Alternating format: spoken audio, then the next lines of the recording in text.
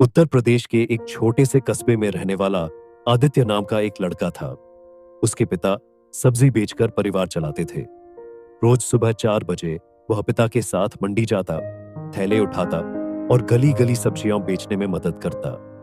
घर की तंगी इतनी थी कि कभी कभी स्कूल की फीस भरने तक के पैसे मुश्किल से जुटते। आदित्य का स्कूल सरकारी था, किताबें पुरानी और फटी हुई, लेकिन उसके सपने आसमान जितने बड़े थे। हर रात वह अपने छोटे से कमरे में बैठकर अपने पुराने मोबाइल पर आईएएस इंटरव्यू और सक्सेस स्टोरीज सुनता।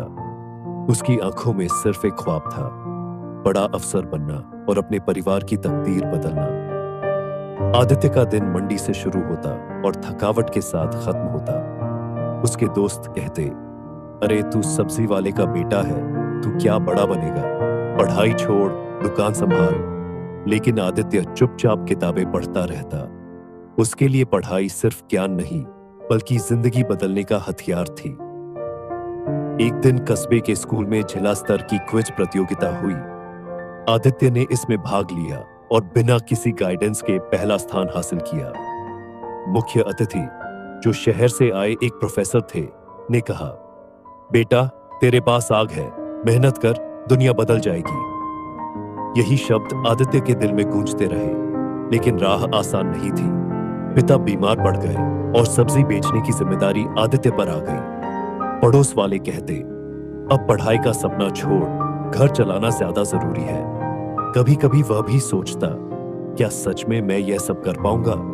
लेकिन फिर उसे अपनी मां की आवाज सुनाई देती, बेटा सपने देखने वालों की हार नहीं होती, तू कोशिश कर, मैं तेरे साथ हूं।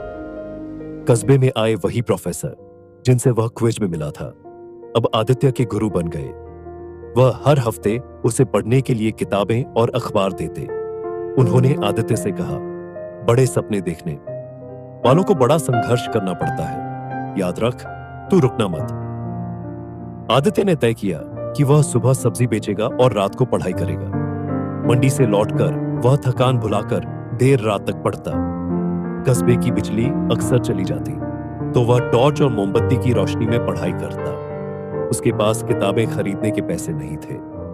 उसने पुरानी किताबें सस्ती दर से खरीदी। एक दोस्तों ने अपना पुराना लैपटॉप उसे दे दिया। कुछ लोग रोज ताना मारते, सब्जी बेचकर अफसर बनेगा, लेकिन हर ताना उसकी आंख को और भड़काता। कई सालों की मेहनत के बाद आखिरकार उसका दिन आया। यूपीएसएससी की परीक्षा का फॉर्म भरा। पिता ने कहा, बेटा पैसे की चिंता मत कर, तेरे सपने पूरे होंगे। आदित्य की आंखों में आंसू थे। उसने कसम खाई कि वह अब पीछे नहीं हटेगा। एग्जाम का पहला अटेम्प्ट असफल रहा, वह टूट गया। गांव के लोग हंसने लगे, देखा हमने कहा था यह सब्जी वाला लड़का क्या करेगा। लेकिन मां ने उसके कंधे पर हाथ रखकर कहा, बेटा तूने हार नहीं मानी तो जीत पक्की है। यही शब्द उसके लिए सबसे बड़ा सहारा बने। दूसरे अटेम्प्ट में उसने प्री और मेंस पास कर लिया। अब सिर्फ इंटरव्यू बचा था।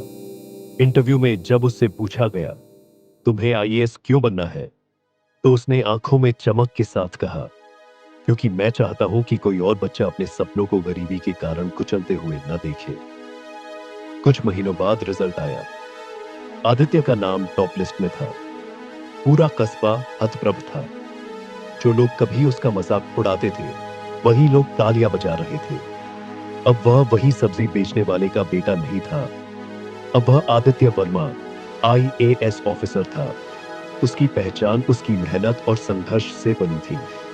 सफलता के बाद उसने कस्बे में एक स्टडी सेंटर बनवाया, जहां गरीब बच्चों को मुफ्त शिक्षा और गाइडेंस मिलती।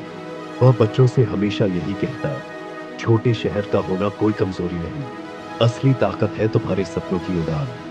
अगर मैं कर सकता हूं तो तुम भी कर सकते हो।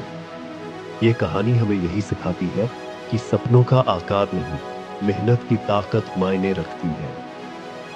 चाहे आप छोटे शहर से हो, हालात गरीब हो, लेकिन अगर हिम्मत और दृढ़ निश्चय हो, तो कोई ताकत आपको रोक नहीं सकती।